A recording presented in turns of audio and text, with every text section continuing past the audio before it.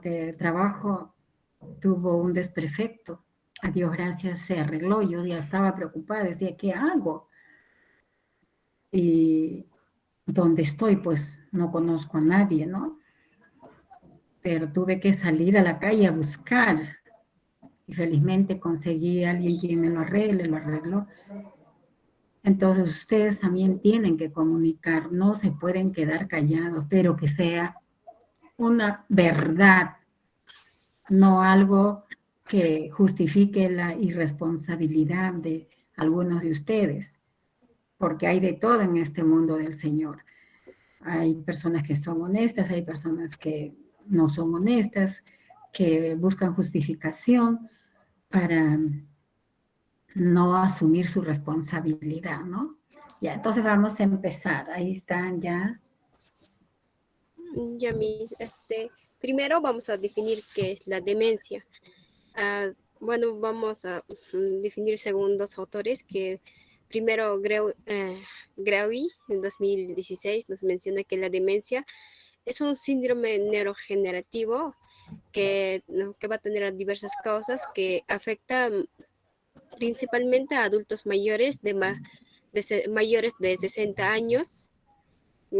Y nos dice también que esta demencia va a afectar de manera progresiva la memoria, el pensamiento y la habilidad para realizar actividad de la vida cotidiana. O sea que esta demencia va a interferir en la vida diaria de la persona, ¿no? De la adulta mayor.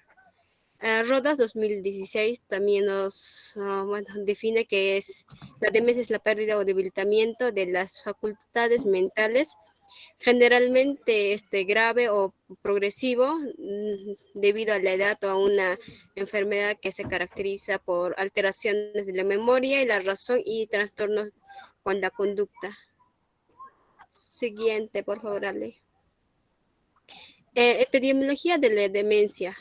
La demencia más importante son las enfermedades de Alzheimer, también demencia vascular y la forma mixta que es Alzheimer y vascular, que sabes que el Alzheimer es, bueno, a muchos autores mencionan que algunos dicen que es la progresiva deterioro de la memoria, y algunos que dicen es el deterioro de la memoria también, ¿no? En caso de vascular, demencia vascular es que haya tenido a nivel del cerebro alguna lesión o haya pasado accidente, ¿no? También que haya afectado, y la mixta es la semivascular. Y más incidencias se aumenta con la edad, o sea, más incidencias se ve en adultos mayores a 60 años.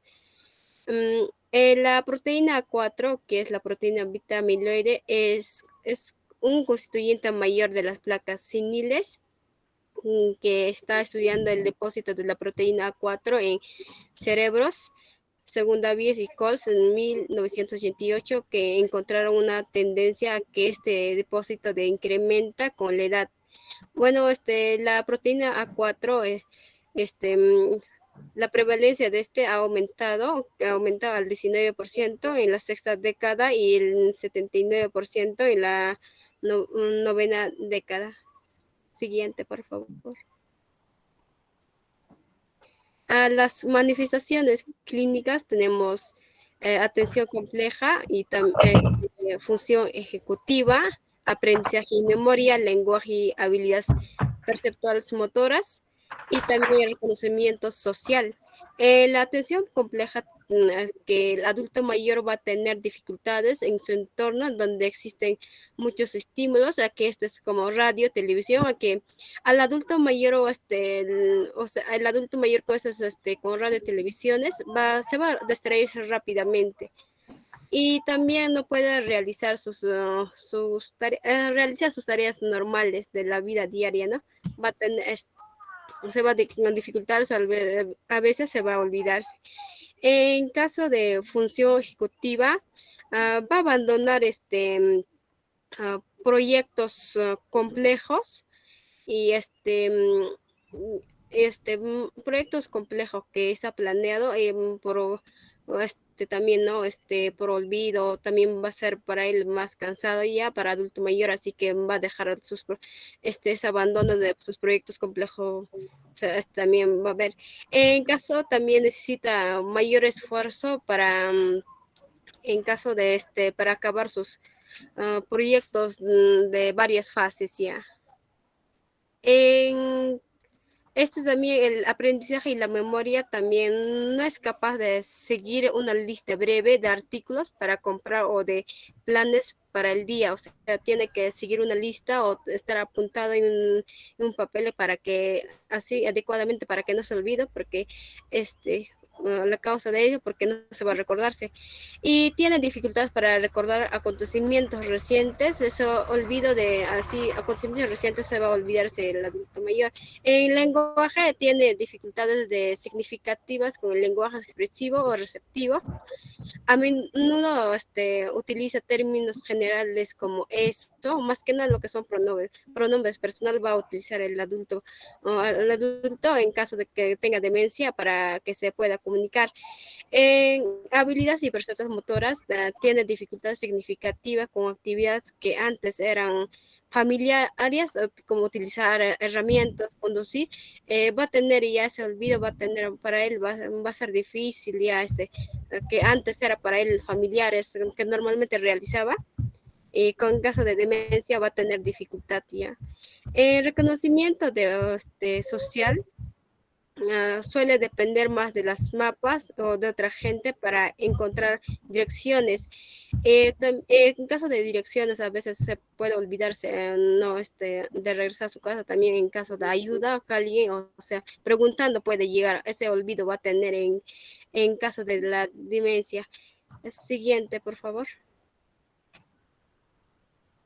En causas de la de etiología de la demencia, bueno, son varios que son enfermedades de Justin-Stokes. Ya, bueno, esta enfermedad va más que nada a que, bueno, dice que muchos autores de lo que estaba leyendo que es hereditaria, que puede provocar a que se desgastan algunas células nerviosas y podría ser esa causa de la demencia también. En caso de la lesión cerebral también sería una de las causas. Y esclerosis múltiple también, a que en caso de esclerosis múltiple que puede afectar más que nada al cerebro y a la médula espinal, y esa sería una de las causas. En mal Parkinson, Parkinson también sería una de las causas de la demencia. Y en caso de enfermedad de PING, también, también en caso de que va a haber una destrucción de las células del cerebro, y por ello es una de las causas.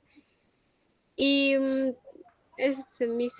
va a pasar a mi compañera para que siga exponiendo. Siguiente, Ale, por favor. Bueno, profesora o compañeros, buenas tardes. Siguiendo con la exposición, vamos a ver lo que es los factores de riesgo en la demencia. Siguiente, por favor.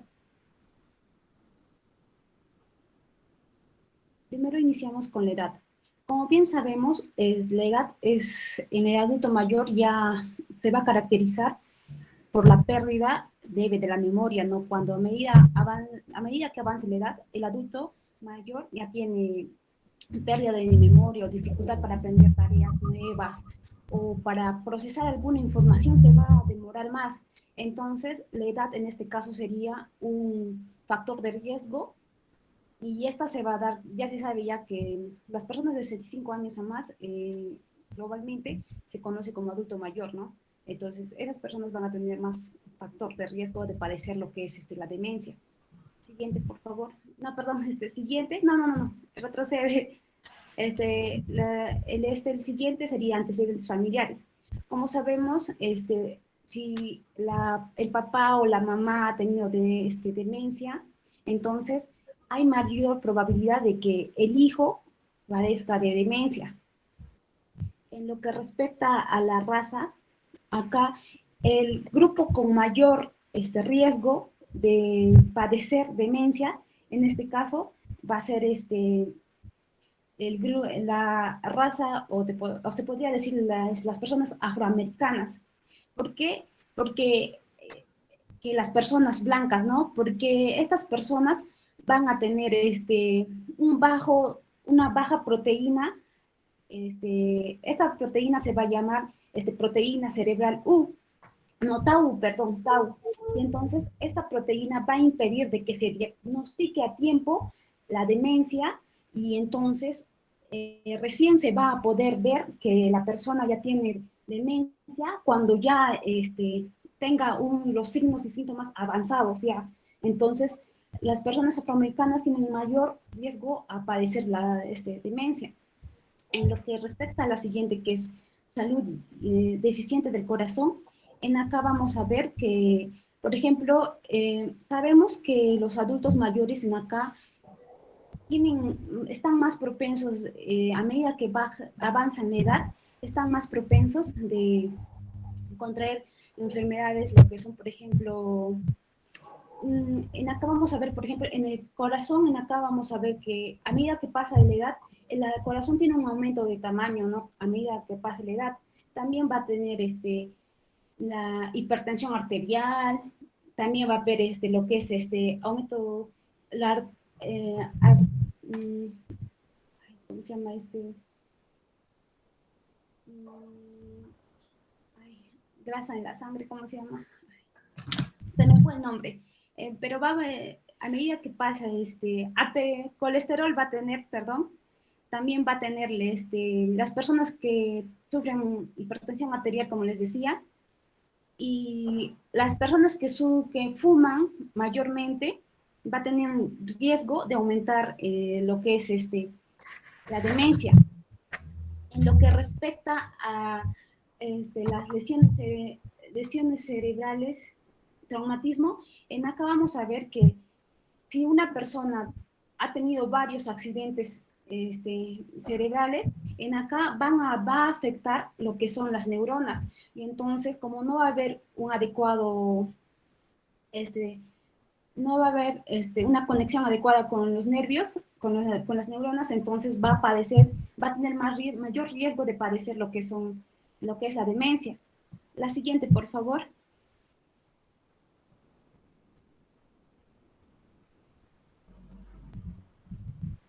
Siguiente, por favor, Marcia. Vamos a ver lo que es la clasificación de la demencia. En la clasificación de la demencia, vamos a ver la primera, que es, siguiente, por favor, Marcia. Vamos a ver lo que es la enfermedad de Alzheimer.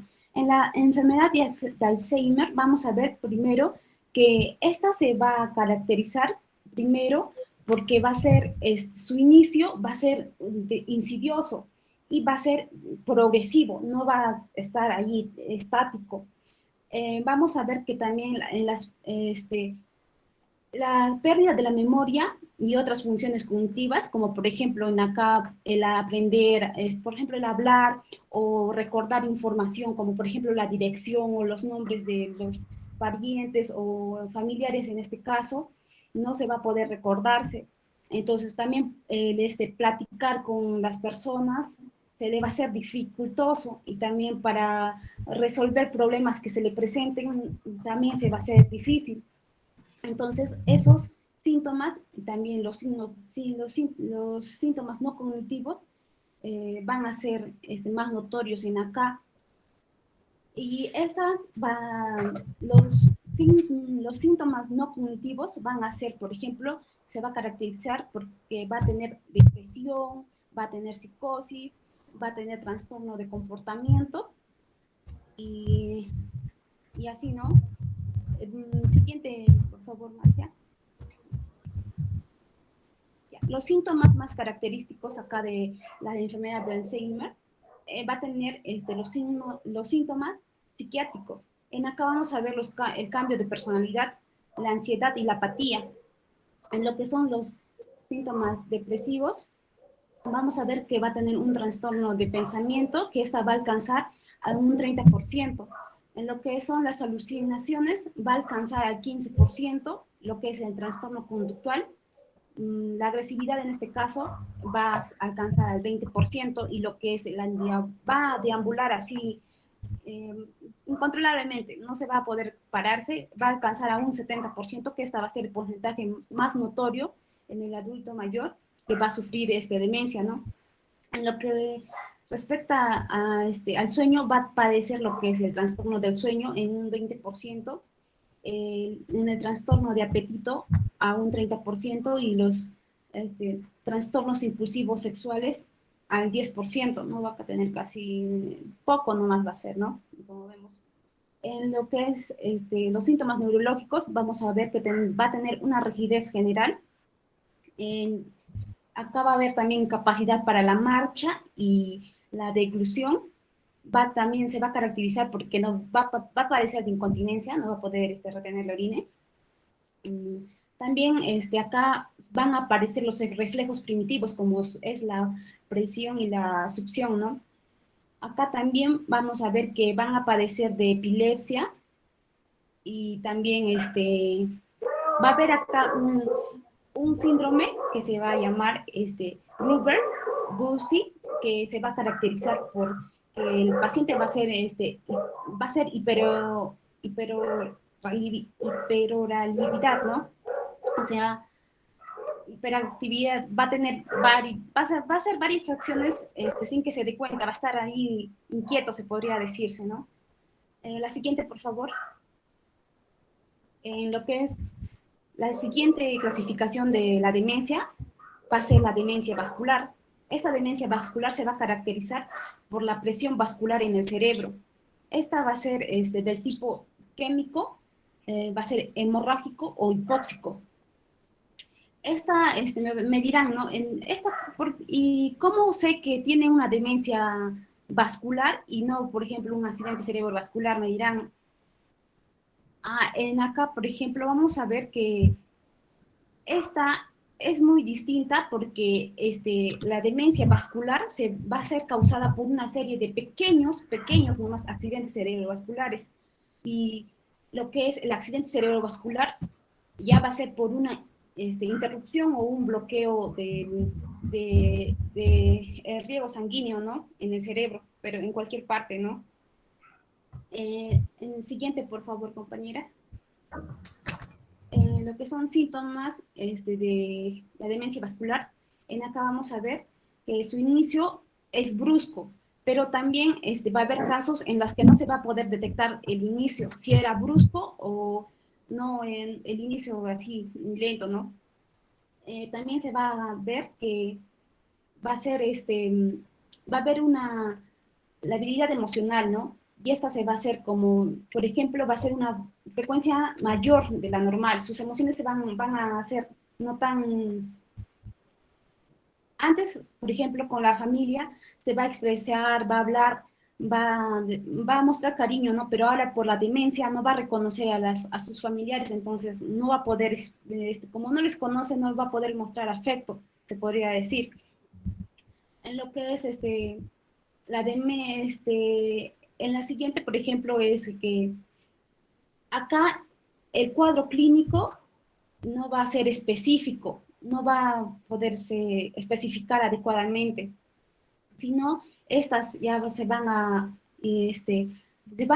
verse ya más o menos en 3 meses después. O sea, si la persona, por ejemplo, estamos en enero, padece de demencia vascular, entonces no se va a detectar el cuadro clínico, sino 3 meses después, más o menos en marzo, se va a poder detectar el cuadro clínico. Es retardado, se podría decir. Acá vamos a ver también que va a tener un historial de caídas frecuentes, porque como les decía, va a tener mayor rigidez general, entonces va a tener problemas en la marcha, y entonces va a tener más probabilidad de que se caiga, ¿no? Tener fracturas. También va a tener signos neurológicos focales, también va a tener cambios de humor, depresión, como les decía, ¿no? Acá los pacientes van a estar va a tener cambios de humor bruscos y En este caso, el signo, la demencia vascular se va a caracterizar por esa. La siguiente, por favor. Voy a dar pase a mi compañera para que siga la exposición. Ya. Profesora, muy buenas tardes y compañeros, muy buenas tardes. Prosiguiendo con la exposición de los tipos de demencia, encontramos a la demencia por degeneración frontotemporal, que pertenece al grupo de las demencias degenerativas primarias. Esta demencia por degeneración frontotemporal es un conjunto de formas clínicas y anatomopatológicas, pero que se caracteriza principalmente porque hay una atrofia cerebral progresiva que predomina, que está en su nombre, que predomina en los lóbulos frontales y regiones anteriores de los lóbulos temporales. Estas predominan las alteraciones del comportamiento, alteraciones del lenguaje, la memoria está preservada en las fases iniciales. Esta demencia frontotemporal se manifiesta por una combinación de síntomas conductuales y mayormente del lenguaje. Continúa, por favor. Ale, siguiente. Ya, los síntomas. Al hablar sobre las demencias frontotemporales, encontramos los siguientes síntomas. En la demencia frontotemporal, los cambios de conducta y de personalidad anteceden, o sea que mayormente, o sea, en este tipo de demencia no se va a ver, o sea, no se va a ver claramente el deterioro de la memoria, sino que va a anteceder los cambios de conducta y de personalidad. Por ejemplo, en los síntomas que encontramos en este tipo de demencia, encontramos cambio profundo de la personalidad. Por ejemplo, en esto que hay un cambio profundo de la personalidad, a veces esta demencia de frontotemporal mayormente es frecuente que los pacientes con demencia frontotemporal sean erróneamente diagnosticados trastornos psiquiátricos, porque se ve un cambio profundo de la personalidad, por ejemplo, una depresión, un compulsivo o una esquizofrenia. Ya encontramos también la desinhibición social, la distrabilidad con la memoria conservada, hay un aplanamiento afectivo y falta de introspección, el comportamiento es estereotipado y perseverante, el habla está muy limitada, llegando hasta el mutismo. No se detectan amnesias, aunque puede haber un rendimiento bajo en las pruebas de memoria, debido al déficit de atención. También en este tipo de demencia hay algunos pacientes con una hiperactividad y desinhibición en lugar de la apatía y una desmotivación. Otra forma clínica es la afasia no fluente progresiva. En otros pacientes se observa un gran esfuerzo por hablar, habiendo errores fonológicos y gramaticales importantes y dificultades para encontrar las palabras. Estas personas pues sufren tienen un esfuerzo al hablar o alguna dificultad para que puedan encontrar las palabras con las que se pueden expresar. Se mantiene la comprensión, el resto de las funciones cognitivas no presentan alteraciones. Pues mayormente en este tipo de demencia frontotemporal vamos a ver los cambios profundos de la personalidad. Siguiente, por favor. Ya. Continuando en los tipos de demencia, encontramos también la de demencia con demencia con cuerpos de Lewy. Este tipo de demencia también pertenece a la clasificación de las demencias degenerativas primarias. Demencia con cuerpos de Lewy,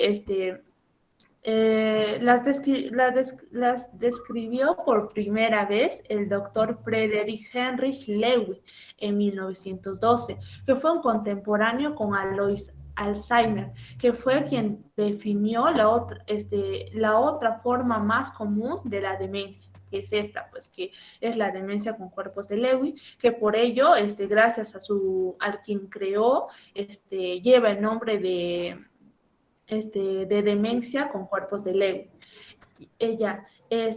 La demencia con cuerpos de Lewy se denomina así porque hay unas estructuras proteicas redondas y lisas llamadas cuerpos de Lewy. Se observan en las neuronas del cerebro afectado. Y que los cuerpos de Lewy suelen observarse en los núcleos de las neuronas cerebrales de pacientes que padecen de dicho trastorno o tipo de demencia, trastorno de la demencia con cuerpos de Lewy. Ahí también nos hace referencia que dice, acompañado de la presencia de cuerpos de Lewy diseminados, que se encuentran diseminados por la corteza cerebral y otras regiones cerebrales. Los límites de esta entidad no están claros, ya que existe un solapamiento frecuente con otras enfermedades neurológicas. Que, por ejemplo, en esta demencia con cuerpos de Lewy, se da una presencia de algunos síntomas que va a hacer una relación con la enfermedad de Parkinson y la de Alzheimer. Algunos autores también consideran que la demencia con cuerpos de Lewy es solo una variante de la enfermedad de Alzheimer, mientras que para otras son entidades diferentes, que en algún caso pueden coexistir. Por ejemplo, se pueden observar una relación de síntomas que esta demencia con cuerpos de Lewy tiene con la enfermedad de Alzheimer y la enfermedad de Parkinson, aunque existan unas características clínicas que son diferentes a la de enfermedad de Alzheimer, porque siempre va a haber pues algunos síntomas que mayormente, o sea, que va a poder que no distinguir o que va a permitir que se pueda distinguir la diferencia entre estos tipos de demencia. Siguiente, por favor. Ya, los síntomas. En los síntomas de la demencia con cuerpos de Lewy se caracteriza por un deterioro cognitivo, alteraciones visuales, porque en esta demencia con cuerpos de Lewy se va a ver unas alteraciones visuales y también va a haber unas alucinaciones visuales y trastornos del movimiento. Estos trastornos del movimiento va a ser, como les había comentado, va a haber una cierta relación con la enfermedad del Parkinson, porque se va a notar unos trastornos en el movimiento. Por ejemplo, en los síntomas, se da un daño en la sustancia negra y ganglios basales. Por ello, se da una rigidez, una lentitud de movimientos, un temblor, alteración en la marcha del adulto mayor que sufre de esta demencia con cuerpos de Lewy. Por eso se hace una relación con la enfermedad de Parkinson.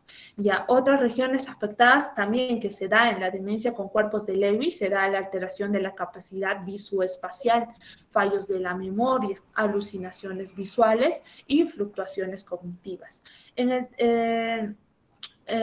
También existe o se da unas fluctuaciones notables del nivel de conciencia, síntomas psicóticos, especialmente alucinaciones visuales, los signos parkinsonianos, como ya les había comentado, el diagnóstico, por ejemplo, también en algunos libros comentaban que a veces como se da estos trastornos en el movimiento, alteración de la marcha, muchos diagnóstico inicial es la enfermedad del Parkinson.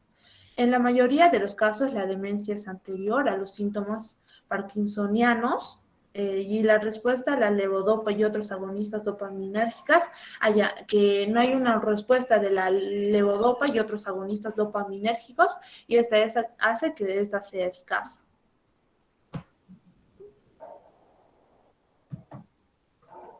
Siguiente. Esto sería todo. Le paso.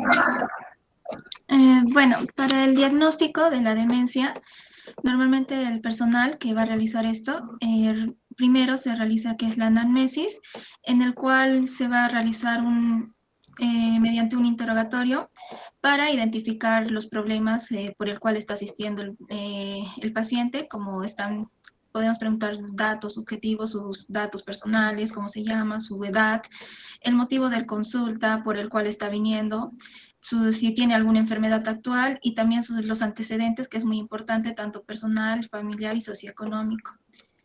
Siguiente diapositiva.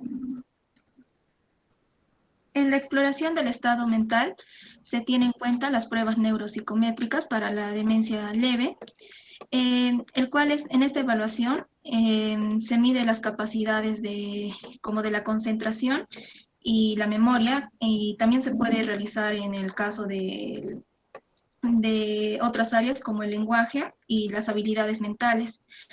En la exploración neuropsicológica de pacientes con sospecha del deterioro cognitivo leve, En acá es esperado debido al envejecimiento que tiene la persona y bueno, se debe comprender un conjunto de pruebas que evalúen de forma integral la función cognitiva independientemente de la queja que ha motivado la consulta. Es decir, que no debemos enfocarnos solo en lo que habla el paciente, sino hacer algo mediante el minimal, ¿cómo se llama? Este, es una prueba con las siglas MMSE, en el cual eh, se va a hacer la evaluación al paciente. En la cual se debe incluir siempre las áreas que afectan, como está más la memoria, siempre va a estar la memoria y otras áreas, por ejemplo, tiene que estar en sí mínimo 3 áreas y en la que siempre va a estar es la memoria. Luego está posteriormente también alguna disfunción ejecutiva, también si existe alguna alteración del lenguaje, las tareas visoespaciales y visoconstructivas, y también se realiza, como estaba diciendo, las pruebas del estado mental para demencia moderada, el Miniman-Folstein. Siguiente diapositiva.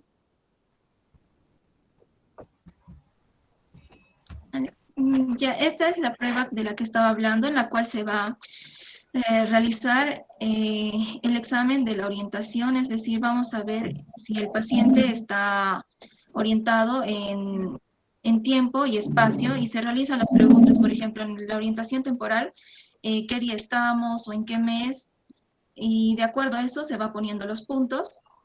También en orientación espacial es en qué lugar está. Si la persona está hospitalizada, se realiza la pregunta de en qué hospital se encuentra, o si no, se cambia las preguntas de acuerdo a la situación. La memoria episódica, esto se hace referencia a que la persona comienza a tener dificultades en las situaciones diarias. En situaciones personales, por ejemplo, se olvida de los nombres de sus familiares, y también no puede realizar las cosas diarias.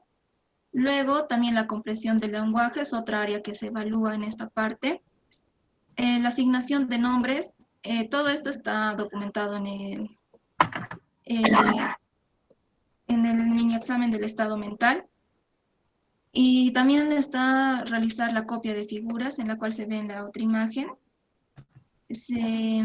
Y esto se evalúa del 0 al 30, en el cual del 24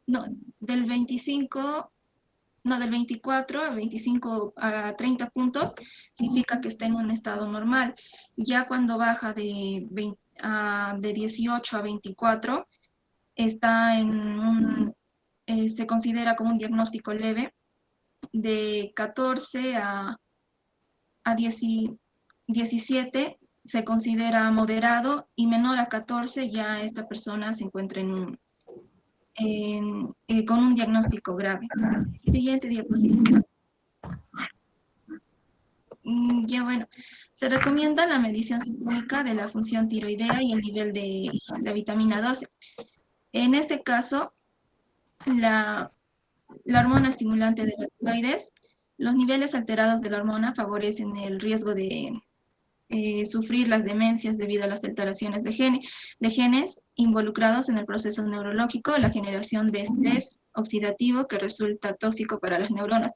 En sí, las enfermedades de la glándula tiroides viene a ser como una causa para tener la demencia.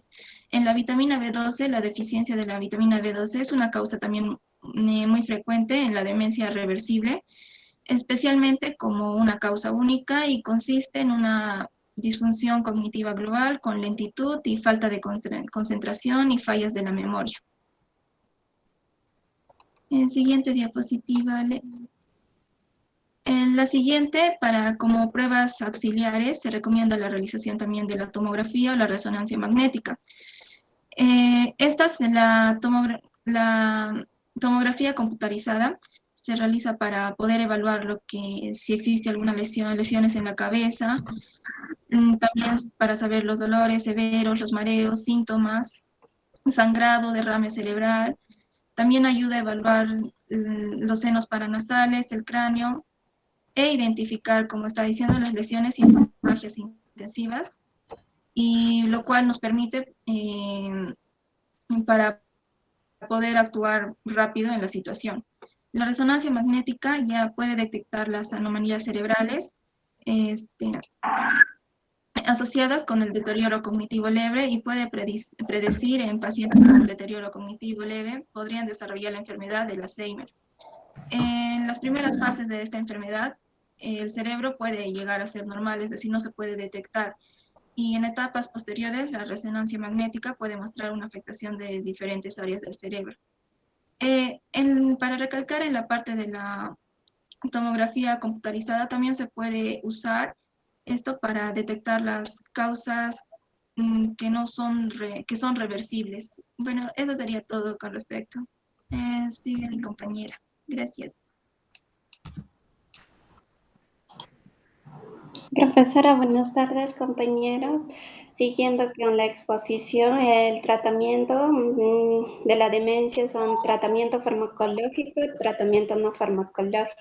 En tratamiento farmacológico encontramos inhibidores de la colinesterasa, la memantina y otros medicamentos. Y en tratamiento no farmacológico tenemos la terapia ocupacional para prevenir la caída, es mejorar el comportamiento. Esta terapia ocupacional es la actividad de la vida diaria en donde valora la calidad, las capacidades físicas, mental y social del adulto mayor. Modificar, el otro es modificar el entorno, reducir el desorden y los ruidos redundantes en el bienestar de las personas con demencia. Es muy importante que la persona, que el ambiente sea ordenado y sin ruidos para la persona adulta.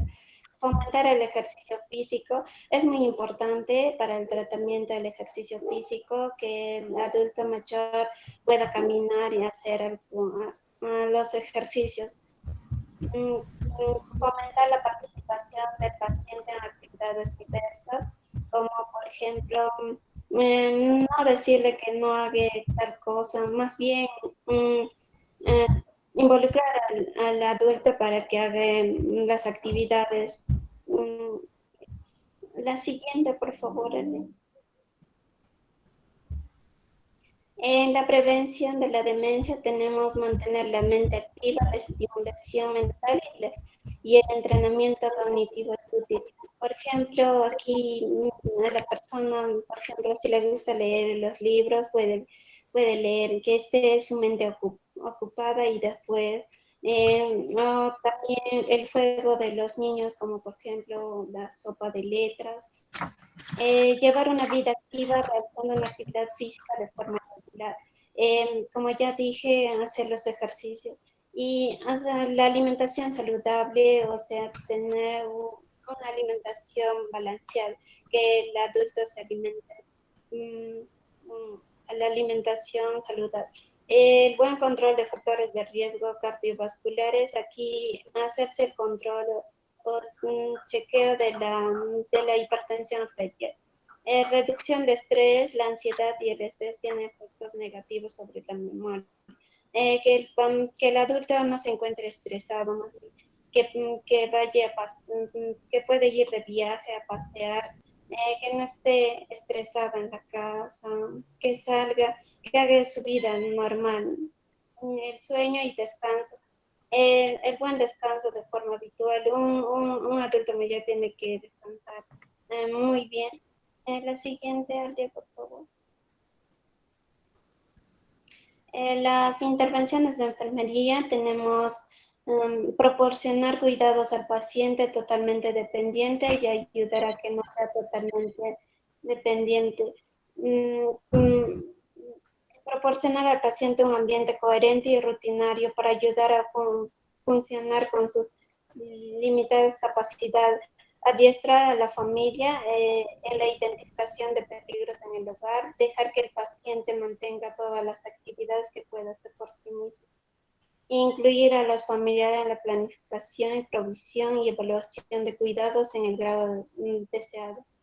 Proporcionar un ambiente de baja estimulación, música tranquila de efecto relajante, decoración no recargada y simple, con dibujos familiares y expectativas de rendimiento que no sobrepasen la capacidad de proceso cognitivo y comidas en grupos pequeños.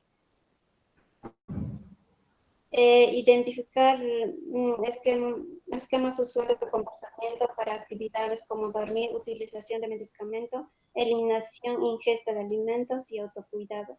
Determinar el historial físico, social y psicológico del paciente, hábitos, corrientes y rutinas. Identificar el tipo y grado de déficit cognitivo mediante herramientas de evolución normalizada. Observar el funcionamiento cognitivo con una herramienta de evaluación normalizada. Determinar las expectativas conductuales adecuadas para el estado cognitivo del paciente. Disponer una iluminación adecuada para que no deslumbre. Identificar y retirar los peligros potenciales del entorno del paciente. Es muy importante que el paciente esté en compañía de los familiares, que no se encuentren solos. Eso sería todo.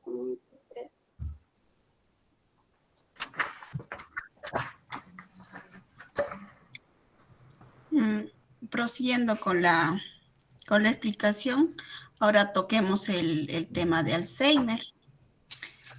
Siguiente compañera.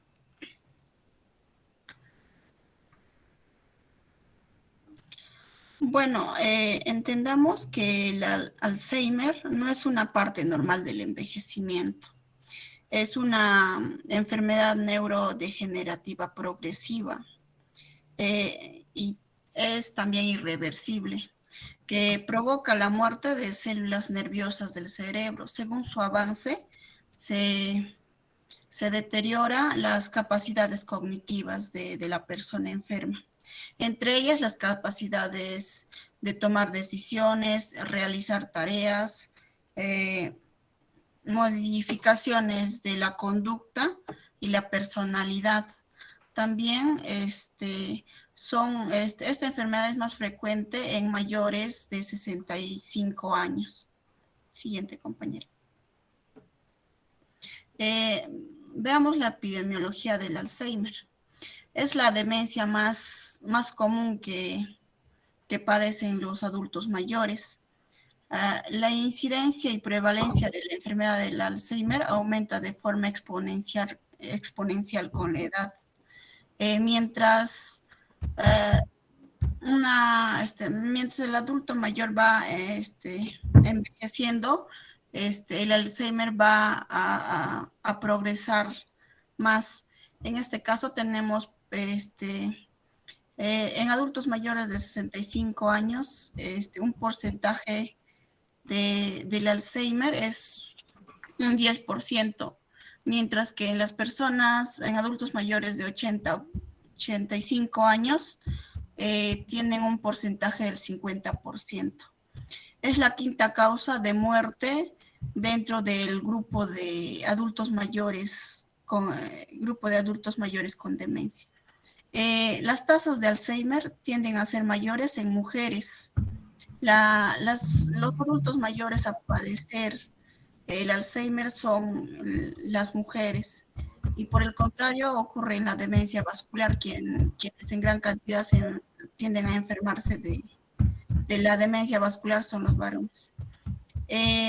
Miller y Coles, según Miller y Coles, según un estudio de Miller y Coles en 1984, en este estudio neuropatológico encontraron que los cerebros de las personas de color tenían más cantidad de placas y ovillos. ¿Qué son las placas? Si no me equivoco, son proteínas que recubren las células cerebrales, y los ovillos son pequeñas cantidades de proteínas que se encuentran dentro de las células cerebrales. Esto es en menor cantidad que los blancos, ¿no? En el momento de la muerte. Aunque la diferencia no era estadísticamente significativa, se encontró estas diferencias. Siguiente, compañera. Las manifestaciones clínicas. Como ya les había hablado, tienden a tener problemas. Bueno, en el caso de problemas de lenguaje, estos adultos mayores con la enfermedad de Alzheimer, tienden a buscar o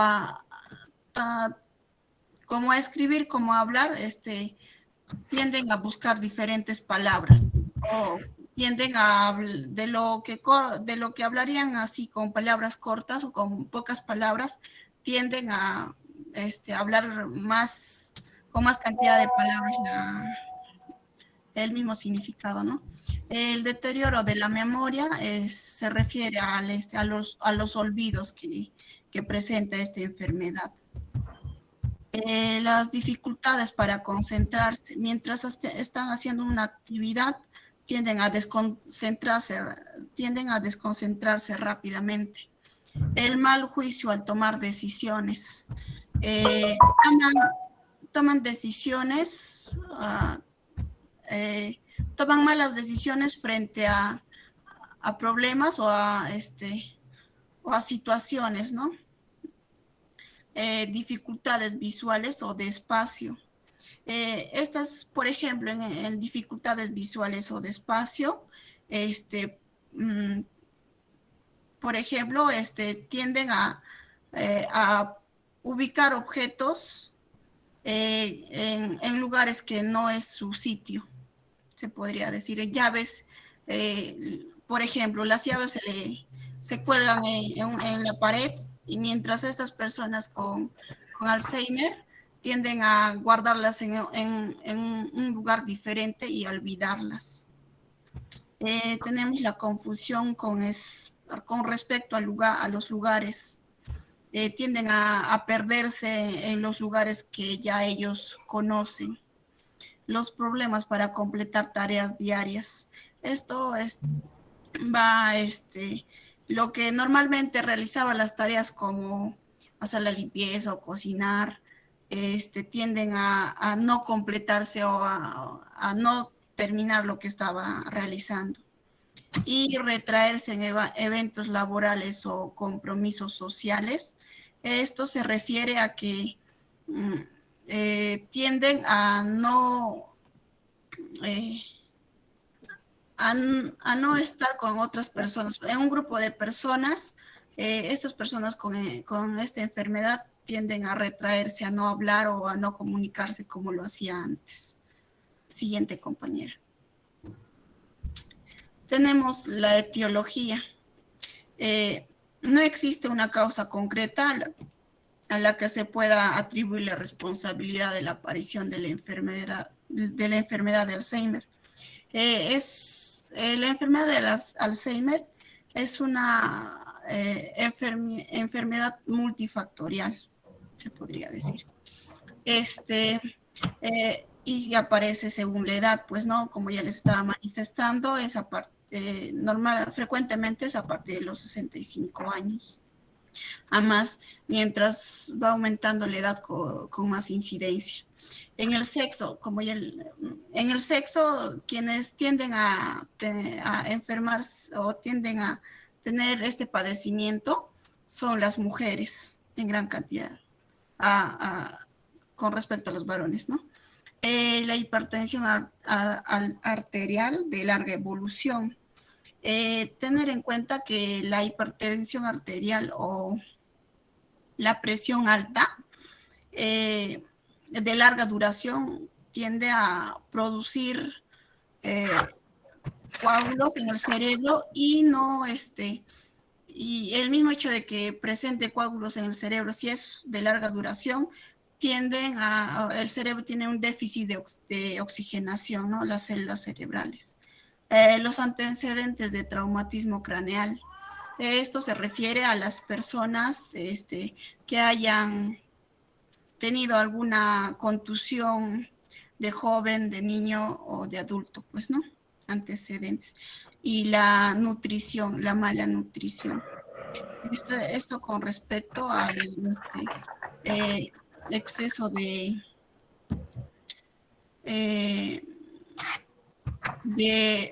alimentos, se podría decir de las grasas y todas esas cosas.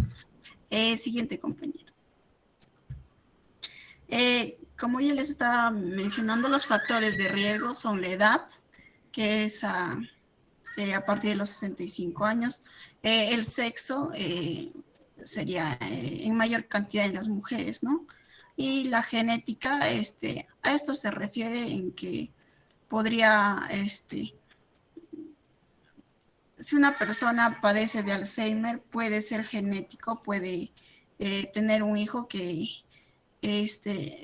sus hijos o la generación continua pueda padecer el Alzheimer, ¿no? Y el historial de familia de demencia, o sea, si alguien en su familia haya padecido alguna enfermedad de demencia.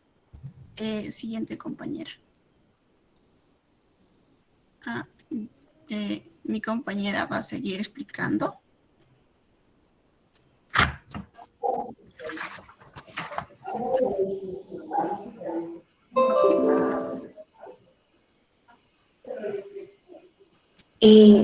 Profesora y compañeros todos, tengan muy buenas tardes. A continuación yo les voy a explicar sobre la fisiopatología de la enfermedad de Alzheimer.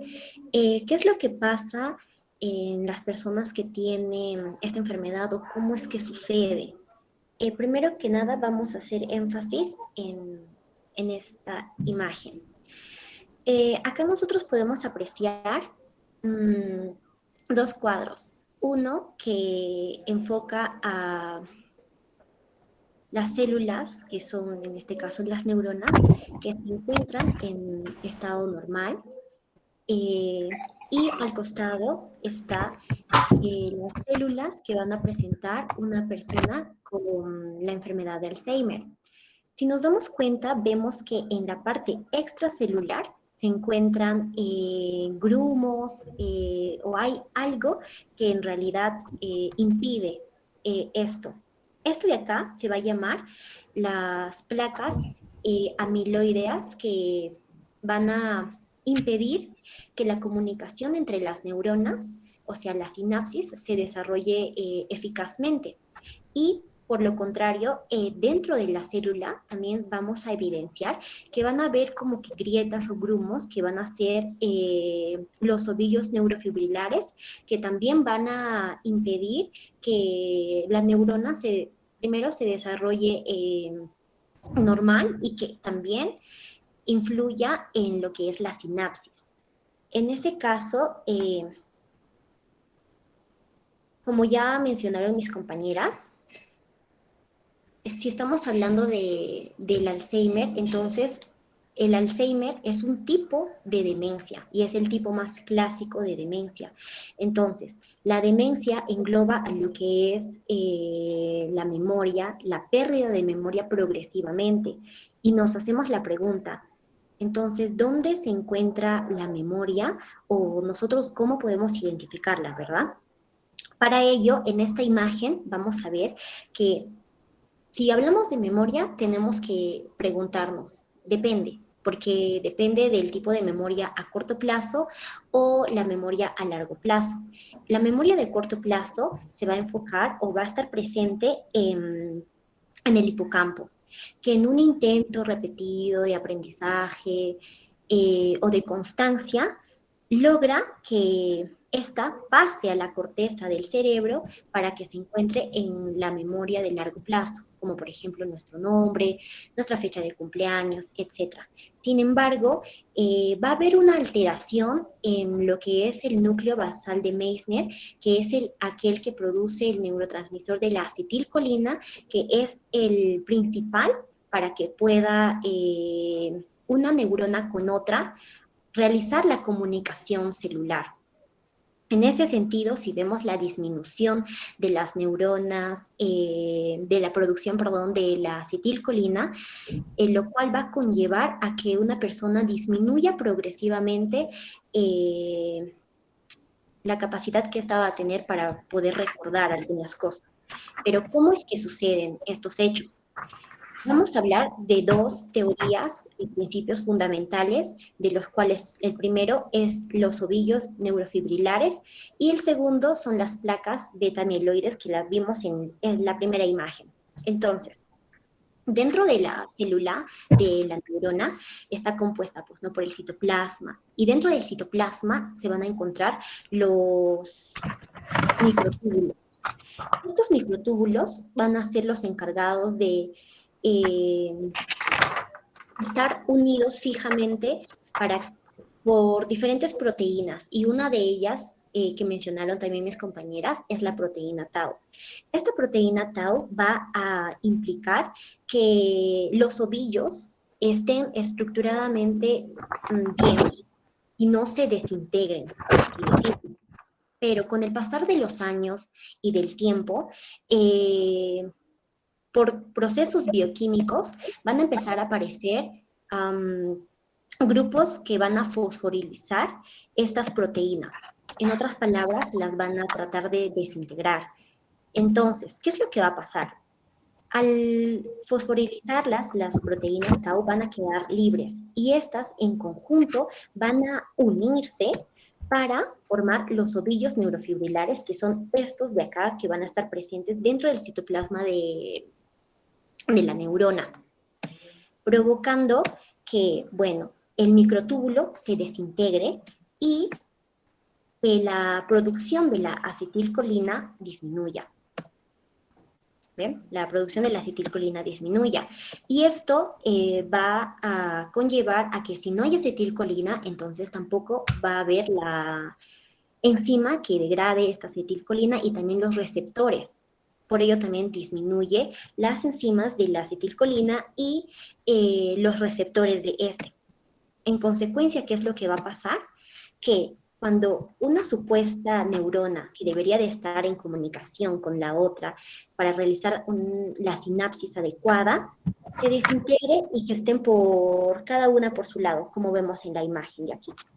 Eso es una de las teorías que explica sobre la fisiopatología de la enfermedad del Alzheimer. Y tenemos también la otra que, como les estuve mencionando, es sobre las placas amiloideas o beta-amiloides. Esta imagen que vemos aquí, esta parte es la membrana de la neurona. Y para lo cual hay una proteína intermembranal, o sea, que quiere decir que traspasa la membrana, normalmente, pues, ¿no? Esta va a ser la molécula APP, pero en su composición va a tener al fragmento beta-amiloide. Entonces, también con el pasar de los años y del tiempo, diferentes enzimas van a provocar que específicamente que el segmento de la beta-amiloide se desintegre. Y para ello, como van a haber varias proteínas intramembranales, se van a unir entre ellas y provocar que en el espacio extracelular de la célula la neurona se degenere por incapacidad de que pueda comunicarse con otra, o sea, realizar la sinapsis normal. Eso es lo que vimos en esta imagen de acá. Que en el espacio extracelular se van a encontrar las placas beta-amiloide, que va a ser por la degradación de del fragmento beta-amiloide específicamente, y dentro del citoplasma la desintegración de los microtúbulos para poder producir acetilcolina y que este neurotransmisor indispensable funcione bien para el recuerdo o la memoria de la persona. Para el tratamiento, si estamos hablando de que hay una disminución de la acetilcolina, entonces debe de existir, o bueno, está indicado que el tratamiento sea los inhibidores de la acetilcolinesterasa. O sea, si hay poca acetilcolina, de nada va a servir degradarla para poder disminuirla más. En ese caso, por eso la primera línea del tratamiento son los inhibidores de la acetilcolinesterasa, que por ejemplo podemos tener a la ribastigmina y al donapecilo. Bueno, todo lo de aquí es lo que ya les estuve explicando, pero prácticamente si entendemos la fisiopatología, también vamos a entender el tratamiento. Y para la prevención, ¿cómo es que una persona desarrolla normal la sinapsis? Es de acuerdo, por ejemplo, cuando hay intercomunicaciones con otras personas, el hablar o realizar actividades no fuera de estudio, como por ejemplo danza, música, etcétera, así como también el aprendizaje. Si comparamos a una persona que ha estudiado hasta la secundaria con una que tal vez solo estudió la primaria, eh, podemos identificar que la persona que estudió solamente hasta la primaria, se le va a hacer más factible el poder adquirir esta neurodegeneración de las células, porque al pasar de los años van a ir decayendo, degenerándose, pero con una buena educación, la lectura diaria o constante, ayuda a que sea un poco más lenta la degeneración de nuestras neuronas, así como también la alimentación de cada uno, por ejemplo, dietas ricas en proteínas y en vitaminas, también realizar ejercicios de acuerdo a la actividad bueno, de acuerdo a la característica específica del paciente adulto mayor, como por ejemplo si se encuentra o no postrado, o tal vez si tiene deficiencia en los miembros inferiores, para lo cual hacer una evaluación exacta y determinar qué tipo de actividad podría realizar este. Y, por ejemplo, identificando también al adulto mayor, valorándolo, para que si es que está consumiendo algún o tiene algún hábito tóxico, como el tabaquismo o el alcohol, lo disminuya. Tener amistades y evitar también la soledad, como por ejemplo hablar con otras personas, aumenta la sinapsis de las neuronas. Entonces, tratar de que el paciente no se encuentre solo en un espacio eh, sin tener relación con otras personas, así como también proteger la cabeza para evitar posibles traumatismos que se expone el paciente adulto mayor por la edad también que tiene, como las caídas, entre otras. Y ocupar el tiempo libre en meditaciones o juegos memotécnicos para ejecutar mayor sinapsis y que evite, ¿no?, que el paciente adulto mayor pueda recordar ciertas cosas con mayor facilidad. Las intervenciones, por ejemplo, que podría hacer el personal de enfermería en un paciente adulto mayor es propiciar un ambiente rutinario y coherente. Esto nos hace referencia a que el paciente pueda, por ejemplo, encontrarse en su habitación y que éste disponga ordenadamente los utensilios que él va a utilizar, como por ejemplo el cepillo de dientes, las sandalias, así como también educar a la familia en poder apoyar en estas actividades básicas para el paciente. O también se podrían colocar algunas etiquetas en algunos objetos con imágenes o frases o la palabra de ese objeto para que también el paciente pueda reconocerlos de una mejor manera.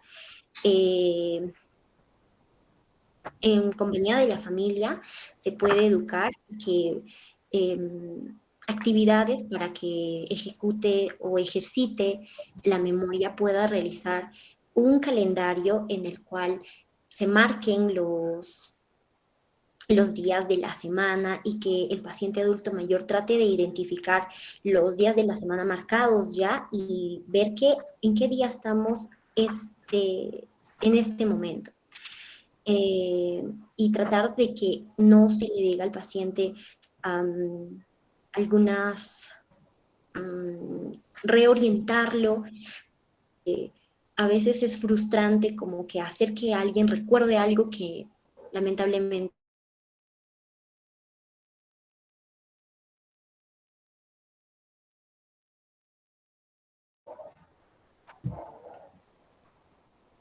Profesora, vamos a presentar un video. A ver, Eso estaría preséntenlo de bien. una vez, por favor. Ok.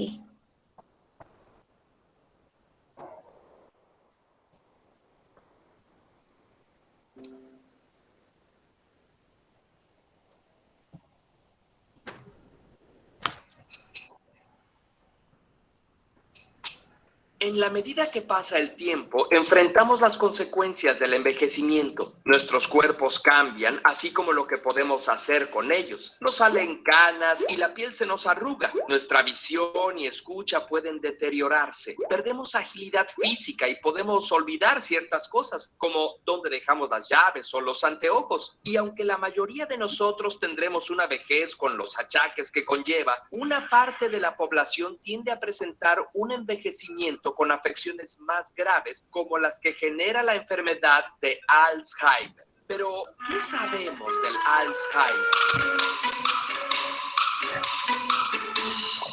Este video se hizo gracias a la colaboración con Platzi. Nunca pares de aprender.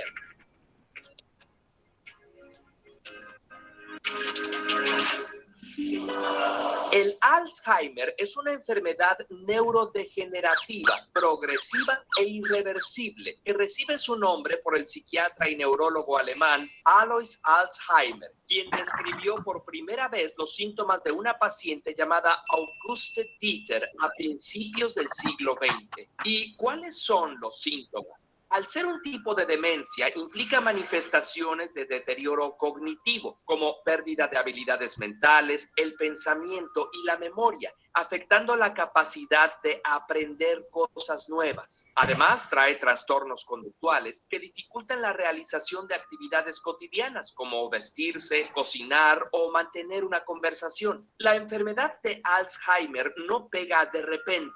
El deterioro es progresivo y se va dando por fases, y no todas las personas transitan por estas etapas de la misma manera, pero la forma en que transcurre la enfermedad es predecible, pues en las primeras etapas no se presenta deterioro cognitivo o solo es muy leve. Se presentan fallos de la memoria, como el olvido de ciertas palabras conocidas, los lugares donde se ubican los objetos o los nombres de personas que recién conocen. Luego ocurren fases de deterioro cognitivo moderado, en donde se manifiestan dificultades para la realización de cierto tipo de cálculos y tareas complejas, y se empieza a necesitar ayuda para llevar a cabo actividades cotidianas. En etapas severas, el deterioro de la memoria sigue empeorando y ocurren cambios en la personalidad, en el estado de ánimo, y se presentan cambios de humor. Además, se pierde la capacidad de contactar con el entorno, se afectan las funciones del lenguaje y el control motor. Las personas en estas últimas fases requieren ayuda en las actividades de cuidado e higiene personal. Pero, ¿qué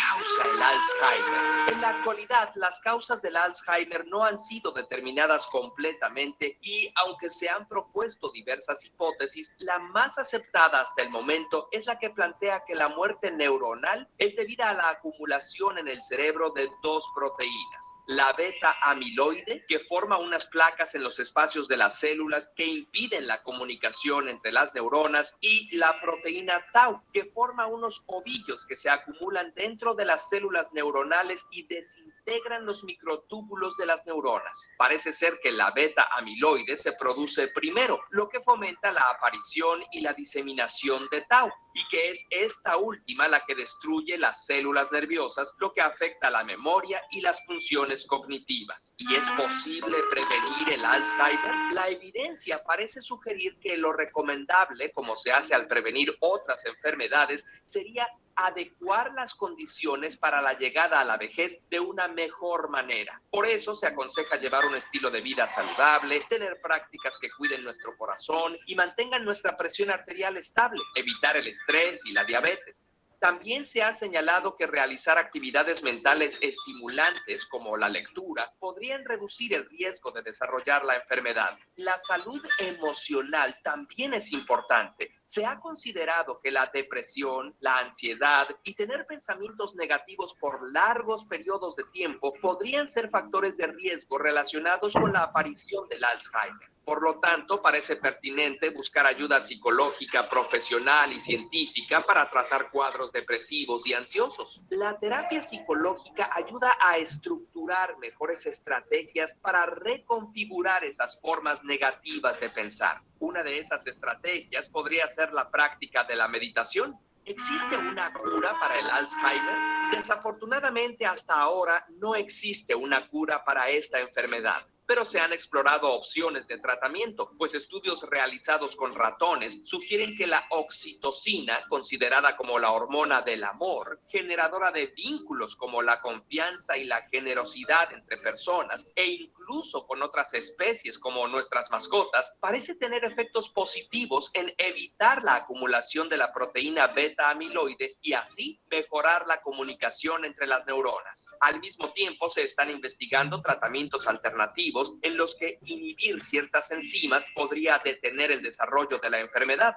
Mientras los estudios e investigaciones intentan hallar las posibles causas y potenciales tratamientos de la enfermedad, no debemos olvidar que vivir con este padecimiento no es fácil y tiene un gran impacto también en quienes le rodean, especialmente en su entorno familiar. Este aspecto ha sido muchas veces invisibilizado, pero recientemente se ha hecho presente la importancia que tienen los cuidadores y los impactos negativos en la salud de los mismos, pues el cuidado y la atención de una persona enferma de Alzheimer conlleva a menudo a la aparición de problemas como malestar general, alteraciones del sueño y úlceras, además de problemas psicológicos y emocionales como la tristeza, irritabilidad y depresión. Asimismo, el impacto puede presentarse en dimensiones sociales y económicas. El cuidador a veces tiene que estar al pendiente las 24 horas del día, lo que le impide trabajar y obtener ingresos, mientras que los materiales y medicamentos que el enfermo necesita conforme avanza la enfermedad son cada vez mayores. Con frecuencia hay una falta de comprensión y conciencia de la enfermedad de Alzheimer y su impacto. Eso puede causar estigmatización y generar obstáculos para que las personas acudan de manera oportuna a los servicios de diagnóstico y atención. Te sorprenderá saber que la enfermedad puede empezar incluso 20 años antes de que aparezcan los síntomas. Por eso, una atención temprana permitirá mejores estrategias de afrontamiento e intervención. Entonces, debemos promover información acerca de la enfermedad, ser empáticos con quienes la padecen y con sus cuidadores. Curiosamente, mantener tu mente activa es muy importante y Platzi te ayuda a hacer... Bueno, eso sería todo, profesora. Muy bien, muy interesante el video. A ver, la próxima semana va a exponer el grupo que corresponde a depresión y Parkinson. A este grupo de la próxima semana, que estamos hablando creo del 6, va a presentar también su exposición los del grupo de problemas de audición y visión. ¿Están presentes todos o algunos sobre los que deben presentar el día lunes con el tema problemas de audición y visión? ¿No hay ningún alumno? Está aquí mis... Dorotea, Vivanco. Sí, Ya. Ya sabes, comunicas a tus compañeros, por favor. Ya se preparan para el día lunes. El tema que corresponde a depresión y Parkinson va a llevar un poquito más de tiempo. Luego que terminen, presentan ustedes el tema de problemas de audición y visión, ¿ya? Me gustaría saber, al grupo que ha expuesto,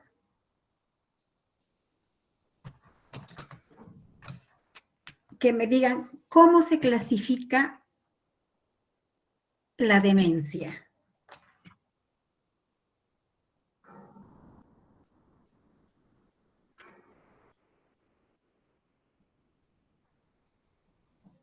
¿Están presentes o se han ido? Han desaparecido. Sí, profesora. Pues, estamos prestados. A ver. Cualquiera puede responder. Ya les he dicho, todos tienen el deber de aprender todo el tema, no solamente como están soliendo hacerlo. La partecita que les toca exponer, se preparan sobre eso y listo. Y otros que cuando se les pregunta ya ni saben, ¿no? A ver, ¿cómo se clasifica la demencia?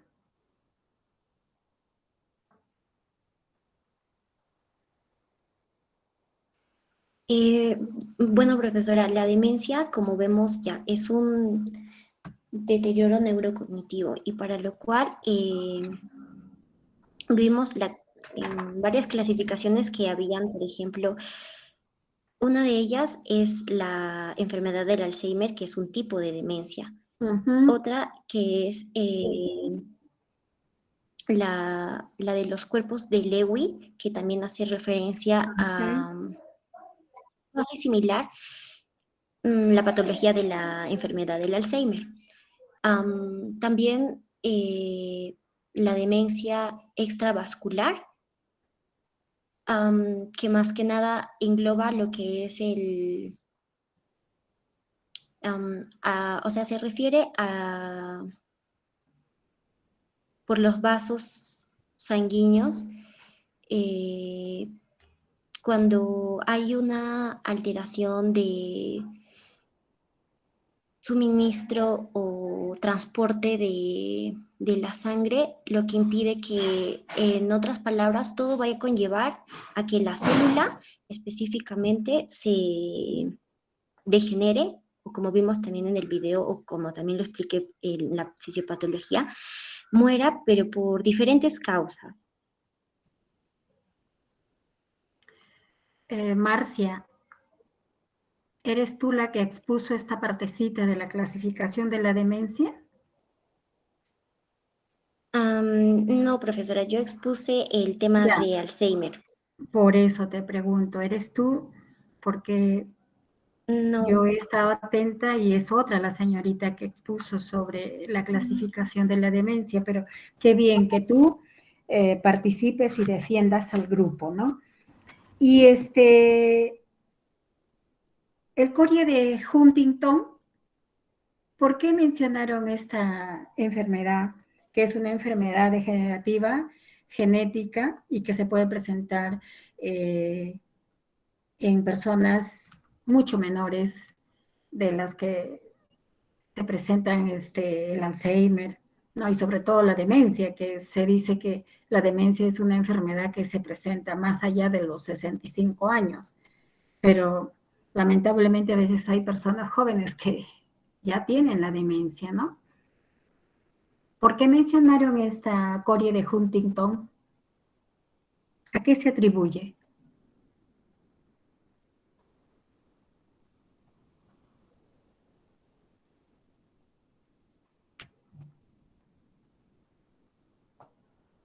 A Miss y yo. A ver.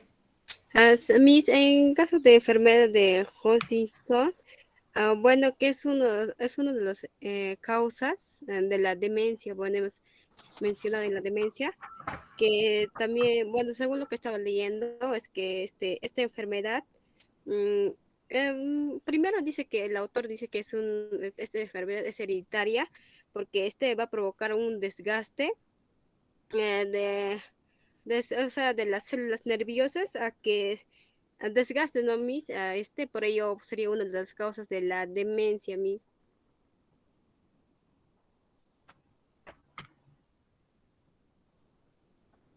¿Qué es lo que va a provocar, dijiste? ¿Desgaste? Sí, Miss, sería muerte de las neuronas y o también desgaste, a que eso sería una de las causas de la demencia. Bueno, Por eso lo relacionan con la demencia. Sí, Miss. Porque nosotros sabemos que la demencia y el Alzheimer son casi similares, ¿ah? En ambos va a haber debilitamiento de las facultades mentales, ¿no? Generalmente puede ser grave o leve, pero lo hay, ¿no? Sobre todo va a afectar la memoria, el estado cognitivo y trastornos de la conducta. Va a haber trastornos de la conducta, el comportamiento que tienen estas personas. A ver, la pregunta va para Guisado Córdoba, Arlet. Yo, profesora. Sí. Explícanos, ¿cómo crees tú que se sienta una persona con Alzheimer? ¿Qué es lo que caracteriza a esa persona con Alzheimer? La persona con Alzheimer en sí se va a sentir frustrada porque no va a poder recordar cosas y al momento, digamos, que uno de sus parientes le dijo ya algo, entonces esa persona el paciente o la persona que sufre el Alzheimer le va a volver a repetir y le va a decir, ya te dije, entonces esa persona como dije, ya se va a sentir frustrada por esa situación. Aparte, no va a poder también realizar las actividades diarias y las actividades cotidianas, ¿no? Como vestirse, bañarse. Incluso hasta la persona se olvida de cómo comer y eso aumenta la posibilidad o el riesgo, mejor dicho, de que esa persona pueda adquirir una enfermedad, las infecciones como la neumonía por aspiración, porque no puede deglutir bien y eso también es un riesgo de padecer esta enfermedad. A ver, Ishbak. Sí, profesora, presente. Menciónanos cuáles son las personas más propensas a sufrir de Alzheimer. ¿Quiénes crees que puedan sufrir esta enfermedad que en realidad deteriora mentalmente a la persona? Las personas que pueden sufrir mayormente Alzheimer, profesora, son las personas, por ejemplo, en este caso, que, como sabemos, son las personas mayores de 65 años, también las personas que tienen más accidentes en el cerebro, que se hayan caído, ellas también puedan sufrir Alzheimer, porque también al momento de sufrir accidentes en el cerebro, va a haber mayor probabilidad de que no haya la sinapsis se corte, ¿no? Entonces no haya comunicación de neurona a neurona. También las personas con lo que has explicado me estás indicando que una de las personas que puede sufrir esta enfermedad son aquellas que están en proceso de envejecimiento, o sea, mayores de 60 años, 65 años. Una de las causas, profesora, son las personas de mayor de 65 años. Otra también ¿Y otra causa? Otra causa también es las personas que hayan tenido accidentes, se hayan caído y hayan sufrido un accidente en el cerebro, se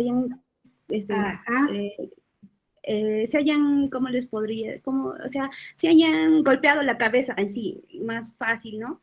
Otro también, las personas que tengan, acá, que tengan los padres, o por ejemplo, mi papá haya tenido demencia, entonces yo también tengo mayor riesgo de padecer demencia. Ya, el factor hereditario. Ajá, profesora, hereditario en este caso sería, ¿no? También lo que es, por ejemplo, las personas que tienen problemas del corazón, en este caso, el colesterol, presión arterial, ellas también tienen mayor riesgo de padecer lo que es el Alzheimer, profesora. Muy bien. Así también deben participar, no quedarse calladas. Cuando se quedan calladas me indican de que en realidad no se han preparado, ¿no? No, profesora, cuando dijo la clasificación, no le escuché muy bien, clasificación del Alzheimer, o ya se refería a la clasificación de demencia. Entonces, no, a la clasificación de la demencia, dije, ¿no? Sí, es que le escuché entrecortado, por eso es que no pude responder en ese momento. Ya. Por eso estoy con dos dispositivos, porque se me va el uno, entonces el otro quedo para poder responder. Muy bien, nos quedamos aquí. No se olviden que el próximo lunes hay 2 exposiciones, ¿ya? ¿Alguna pregunta? todo está claro con respecto al examen que empezamos el lunes. Después no me digan, no, profesora, entendimos mal. Acá ya no hay disculpas, por favor. Todos sus instrumentos con los que van a dar examen, que es la historia clínica, que es el examen físico y el proceso, tienen que estar en orden. Al revés y al derecho tienen que conocer todo lo que han investigado del adulto mayor. Aquí ya no hay justificaciones de decir, no, mi compañero lo tiene, que mi compañero no vino, que mi compañero no puede ingresar. Para eso están de 2 en 2, para que uno salve al subgrupo. ¿Ya? Nos quedamos acá, jóvenes. Hasta otro día. Hasta la próxima, profesora. Hasta la próxima, profesora.